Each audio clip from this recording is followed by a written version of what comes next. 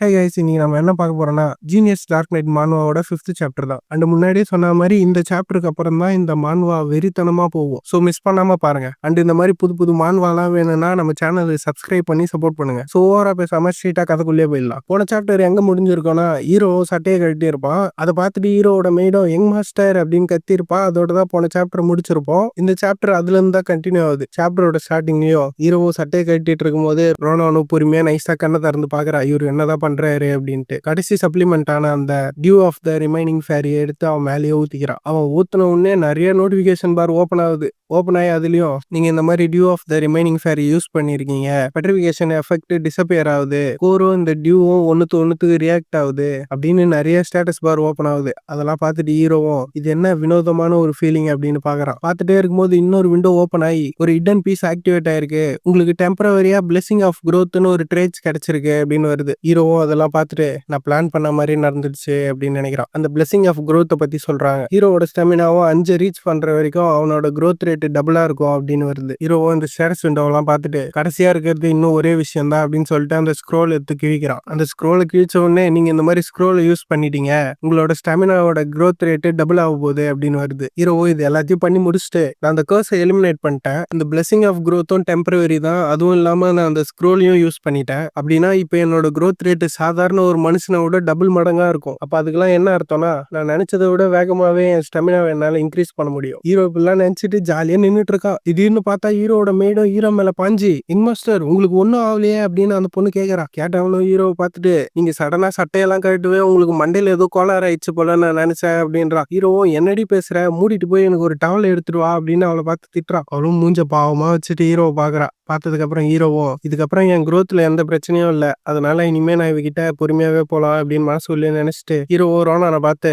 எனக்கு ஒன்றும் இல்லை நான் நல்லா தான் இருக்கேன் அப்படின்றா. அதுக்கு ரோனானோ உண்மையிலேயே உங்களுக்கு ஓகேவா, நான் ஹெட்பட்லரை கூப்பிட தேவையில்லையா, என்னதான் இருந்தாலும் நீங்க கொஞ்சம் ரெஸ்ட் எடுக்கணும் யங் மாஸ்டர் அப்படின்றா. ஹீரோவோ அதெல்லாம் கேட்டு எனக்கு எந்த பிரச்சனையும் இல்லை நான் நல்லா தான் இருக்கேன் ரோனான் அப்படின்றா. அவளும் அப்ப சரி நீங்க இப்ப என்ன பண்ண போறீங்க அப்படின்னு கேக்குறா. ஹீரோவோ அவளை பார்த்து சிரிச்சுட்டு வேற என்ன ஓட தான் போறேன்னு சொல்றான். அப்படியே அங்க கட் பண்ணி கொஞ்சம் நேரம் கழிச்சு காட்டுறாங்க. ஹீரோ பார்த்தா மூச்சு பிடிக்க மறுபடியும் ஓடிட்டு இருக்கான். பார்த்தா அந்த ரோனான் பொண்ணு ஹீரோ கூடயே ஓடிட்டு இருக்கா. இதெல்லாம் தூரமா உட்காந்து யாரோ பாக்குற மாதிரி காட்டுறாங்க. ஆதரது யாருன்னு பார்த்தா அந்த டைலா பொண்ணு தான். இவனும் ஹீரோ ஓடுறதே பார்த்துட்டு இருக்கா. பார்த்துட்டு எப்படி இவனை மாதிரி ஒரு வீக்கான ஆள் அந்த மாதிரி ஒரு டுவலுக்கு அக்செப்ட் பண்ணா அப்படின்னு அவன் மெய்டை பார்த்து கேட்கறான். இவங்க தான் டைலாவோட மெய்டு, இவங்க பேரு யமா. அதுக்கு யமாவும் மைலேடி நீங்க இந்த மாதிரி வேற ஹவுஸோட யங்கஸ்ட் சன்னை இப்படி பார்த்துட்டே இருக்க கூடாது அப்படின்றாங்க. அந்த விஷயம் ரொம்ப ரூடா இருக்கும். அவங்க இப்படி சொல்லிட்டே இருக்கும்போது அந்த டைலா பொண்ணும் அட இதுல என்ன பெரிய விஷயம் இருக்கு அப்படின்றா. சொல்லிட்டு அவளும் அவன் ஒரு ஸ்வாட கூட எடுத்து ஸ்விங் பண்ணல, அவன் பண்றதெல்லாம் வெறும் ஓட மட்டும் தான் செய்யறான், அதுவும் இல்லாம அவங்க நைட்டே வந்து அவனுக்கு ட்ரைனிங் கொடுக்குறேன்னு சொல்லியும் அவங்க ஆஃபர் எல்லாத்தையும் அவன் டிக்ளைன் பண்ணிட்டான். எப்படியும் இந்த ஒரு மாசம் முடிவுல கடைசியா அவன் அடிதான் வாங்க போறான். இதுதான் கடைசியா நடக்க போகுது. அவளும் இதெல்லாம் சொல்லிட்டு மனசுக்குள்ளேயே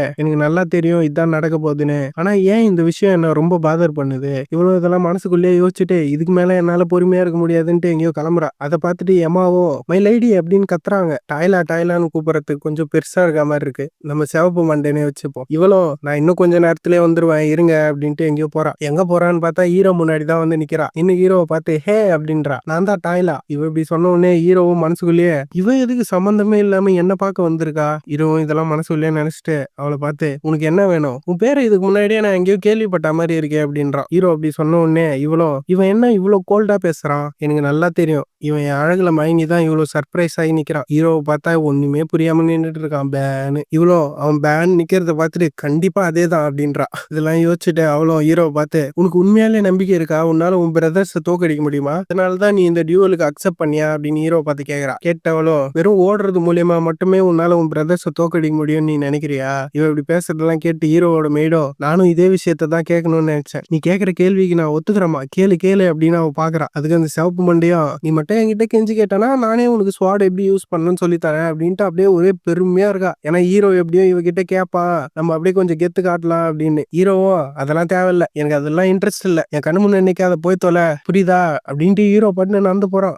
இவன் சொன்னது கேட்டு அவளும் அவளும் நீ எப்படி என்ன பார்த்து இப்படி பேசலாம், நான் உனக்கு ஹெல்ப் பண்றேன்னு சொல்றேன், நீ என்கிட்டயே இவ்வளவு நெக்லா பேசுறியா அப்படின்னு இவளும் கத்துறா. அதை பார்த்துட்டு ஹீரோவோட மெய்டும் நீங்க பொண்ணுகிட்ட இப்படி எல்லாம் பேசுனீங்கன்னா பொண்ணுங்கெல்லாம் உங்களை வெறுக்க ஆரம்பிச்சிருவாங்க எங்க மாஸ்டர் அப்படின்னு மனசுலயே கடந்து கதறா. சிவப்பு மண்டையே செம்ம காண்டாயிட்டா போல. ஹீரோவை பார்த்து நான் உனக்கு ஹெல்ப் பண்ணணும்னு நினைச்சதெல்லாம் மறந்துரு, நீ உன் வழியிலே சண்டை போட்டு ஜெயிச்சுக்கோ அப்படின்ட்டு அங்கிருந்து கிளம்பிடுறா. ஹீரோவும் எதுக்கு இவ வந்தா எதுக்கு போறா அப்படின்னு ஒன்னும் புரியாம நின்னுட்டு இருக்கான். ஹீரோவும் அந்த சிவப்பு மண்டையை பார்த்துட்டு யோசிக்கிறான், விஷயம் இதே மாதிரி போயிட்டு இருந்தா ஃபியூச்சர்ல எல்லாம் காம்ப்ளிகேட்டட் ஆயிடும் அப்படின்னு யோசிச்சுட்டு இவங்கிட்ட தான் இன்சைட்னு ஒரு ஸ்கில் இருக்குல்ல, அதான் மத்தவங்களோட விண்டோவை பார்க்க முடியுற ஸ்கில், அதை இந்த பொண்ணு மேல யூஸ் பண்ணி பாக்குறான். அதுல பார்த்தா இவ பேரு, இவளுக்கு எவ்வளவு ஸ்டாட்ஸ் இருக்கு, அப்புறம் இவளோட ட்ரேட்ஸ் எல்லாம் என்ன எல்லாமே போட்டிருக்காங்க. ஹீரோவும் அதெல்லாம் பார்த்துட்டு நான் எவ்வளவுதான் யோசிச்சு பார்த்தாலும் இவகிட்ட என்ன இந்த அளவுக்கு வெறித்தனமான டேலண்ட் எல்லாம் இருக்கு, இந்த இன்னர் லூனிட்டிக்ல சாதாரண ஒரு அடல்ட்டுக்கே ஸ்டாமினாவோட ஸ்டாட்ஸ் 4 தான் இருக்கும், ஆனா இவளுக்கு என்ன இப்பவே 6 இருக்கு. ஆனா இதெல்லாம் கான்டினென்ட்டோட 3 ஸ்வாட் மாஸ்டர் கூட கம்பேர் பண்ணும்போது இதெல்லாம் ஒண்ணுமே இல்ல. அப்படி இல்லனா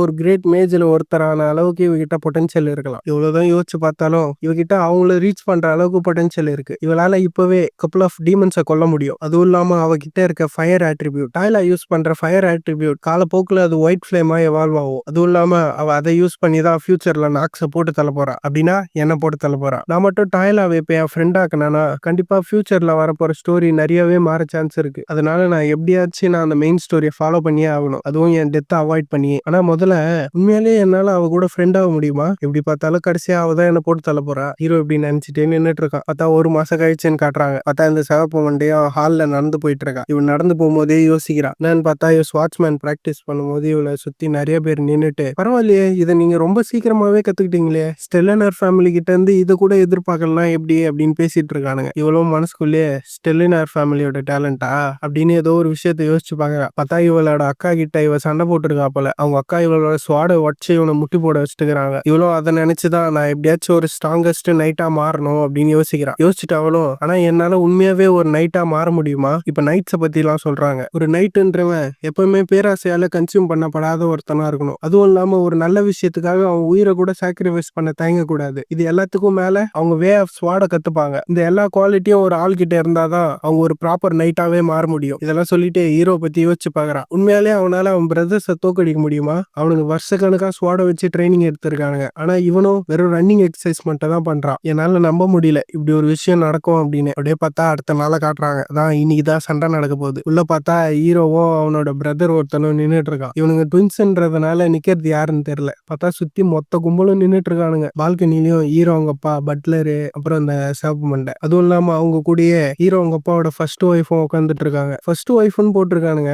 ஹீரோ அவங்க அப்பனுக்கு எத்தனை பொண்டாட்டின்னு தெரியலங்க, போ சொல்லுவாங்கன்னு நினைக்கிறேன். பாப்போம். ஹீரோ அவங்க அப்பாவும் பட்லர் கிட்ட ராண்டுவல் இந்த டூவலோட முடிவு எப்படி இருக்கும் நீ நினைக்கிற அப்படின்னு கேக்குறாரு. அதுக்கு அவரும் என்ன சொல்றதுன்னே தெரியாம பாத்துட்டு இருக்காரு. கீழே ஒரு பையன் நின்னுட்டு எல்லாரும் இங்க கவனிங்க, இது ஒரு அபிஷியலான டூவல், இதுல யார் ஜெயிக்கிறாங்களோ அவங்கதான் எல்டின் அகாடமி உள்ள போறாங்க, நீங்க ரெடினா இந்த சண்டே ஆரம்பிக்கலாம், லெட்ஸ் பிகான் அப்படின்றான். அப்படி சொன்ன உடனே சண்டை போடலான்னு ஹீரோவும் நிமிந்து பாக்குறான். இவன் பாக்குறதுக்குள்ளேயே அவன் அண்ணன் இவன் பக்கத்துல வந்துட்டான் இவனை வெட்டுறதுக்கு. இவன் எல்லாம் எங்கஸ்ட்னு சொல்றாங்க. அப்ப கண்டிப்பா இவன் கடைசியா பிறந்தவனா தான் இருப்பான். சோ அதனால அவன் 2 பிரதர்ஸையும் அண்ணனே வச்சுப்போம். அவடி பாஞ்சு வெட்ட வரும்போதே இந்த இடத்துல இந்த எபிசோட் முடிச்சிடறாங்க. இந்த வீடியோ பிடிச்சா லைக், சப்ஸ்கிரைப் பண்ணுங்க. அண்ட் இந்த வீடியோ உங்க ஃப்ரெண்ட்ஸ் அண்ட் ஃபேமிலிக்கும் ஷேர் பண்ணி விடுங்க. Thank you guys.